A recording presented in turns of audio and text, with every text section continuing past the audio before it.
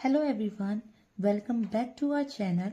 Today we are going to study the topic cell division. आज हम पढ़ने जा रहे हैं सेल डिवीजन यानी कि कोशिका विभाजन। तो कोशिका विभाजन क्या होता है और क्यों होता है और कोशिका विभाजन के कौन कौन से टाइप होते हैं, ये सब आज हम इस वीडियो में डिस्कस करेंगे।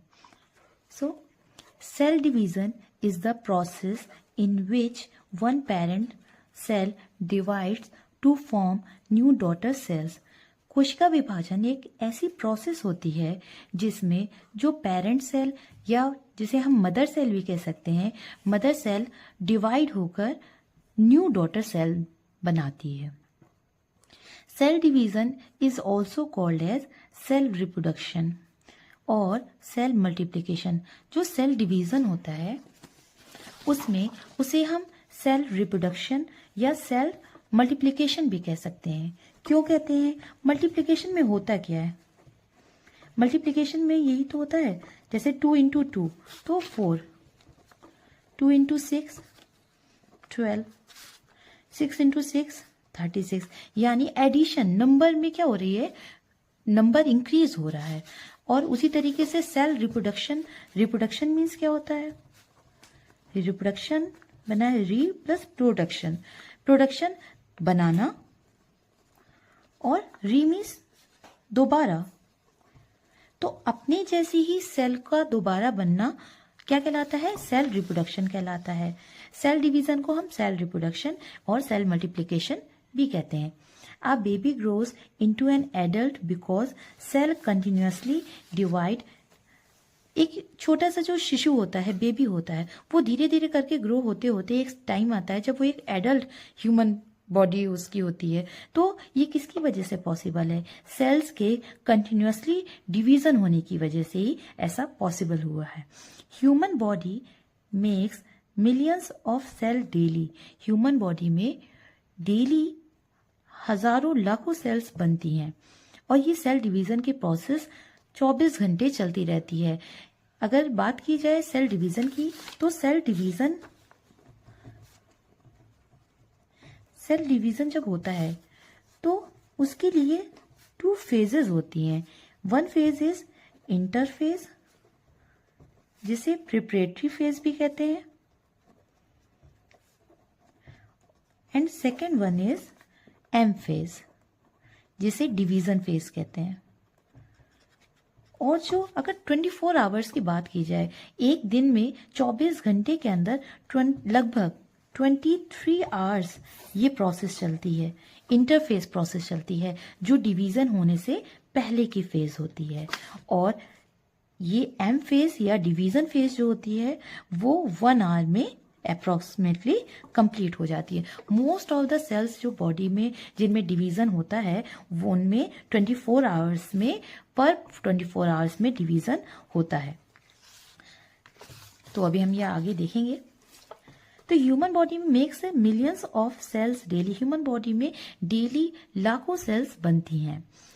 अब हम पढ़ते हैं importance of cell division. Cell division का इंपॉर्टेंस क्या है? Growth of the body, body की ग्रोथ के लिए, रिपेयर ऑफ डैमेज टिश्यू, कहीं पर भी कोई भी बॉडी का टिश्यू चोट लग जाती है, कोई वाउंड हो जाता है तो वहां न्यू सेल्स बनती हैं और वहां का जो वाउंड या घाव जो होता है वो ठीक हो जाता है, वहां वैसे ही न्यू सेल्स बन जाती हैं। ये किस वजह से पॉसिबल है? सेल डिवीजन की वजह से।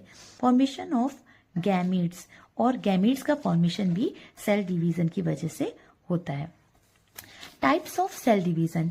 सेल डिवीजन के कौन कौन से टाइप हैं? Cell division basically human body में 2 टाइप्स का होता है।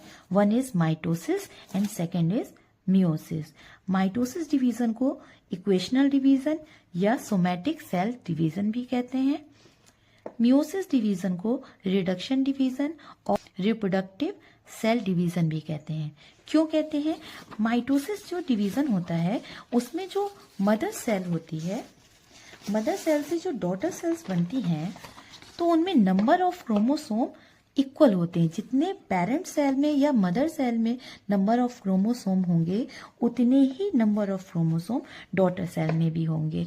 और जो माइटोसिस डिवीजन होता है वो सोमैटिक सेल्स में होता है, जबकि जो आपका मियोसिस डिवीजन होता है जो रिप्रोडक्टिव सेल डिवीजन कहलाता है, क्योंकि रिप्रोडक्टिव सेल्स में ये डिवीजन होता है और जिसकी वजह से गैमीट्स का फॉर्मेशन होता है।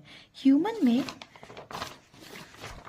2 टाइप ऑफ गैमीट होते हैं, one is male gamete and second is female gamete.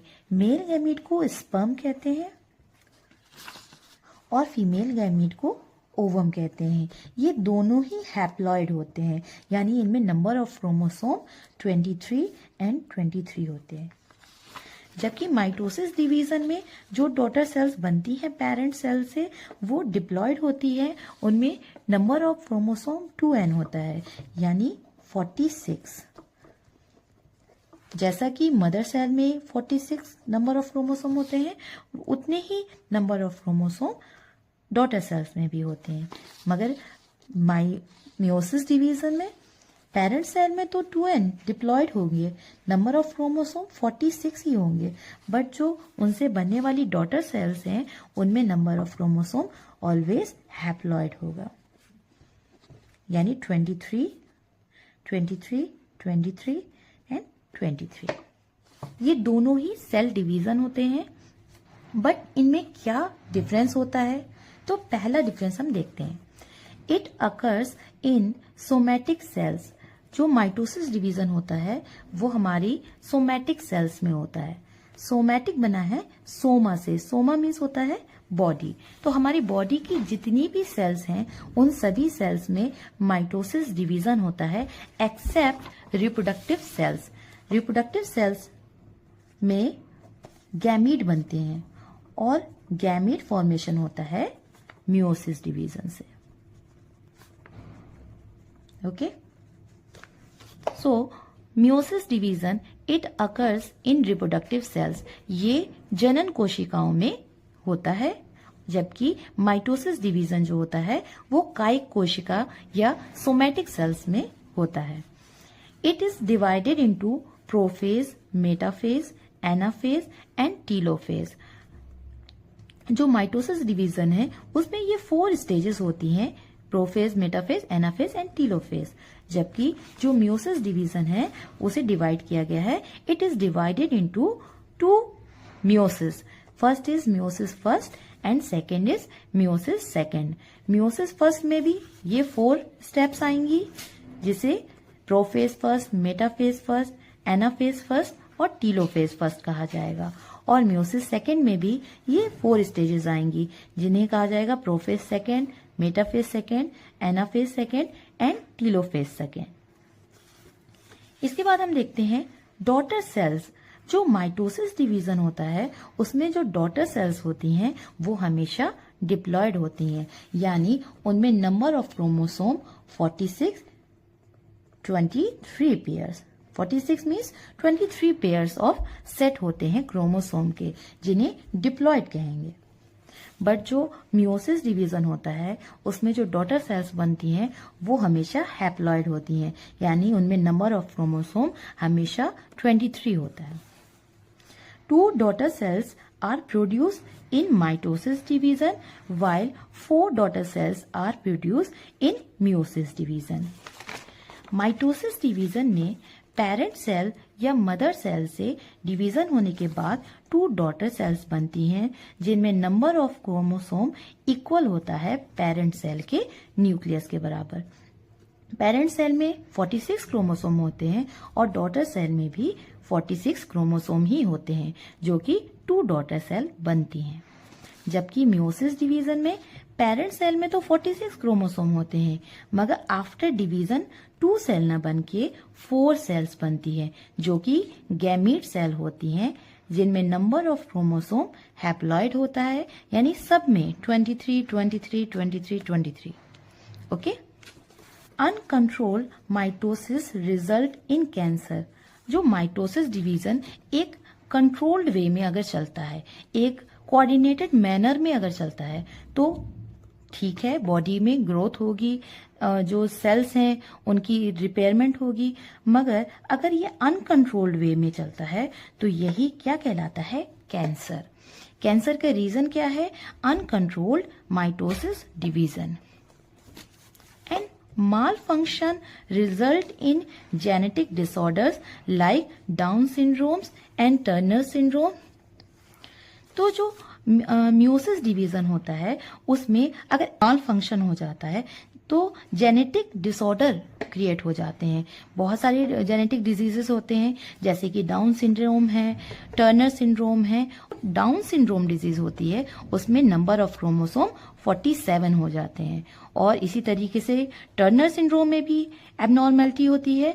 जिस पर्सन को टर्नर सिंड्रोम होता है उसकी सेल में 46 क्रोमोसोम ना होके 45 क्रोमोसोम होते हैं, और ये होता किसकी वजह से है? माल फंक्शन ऑफ meiosis division।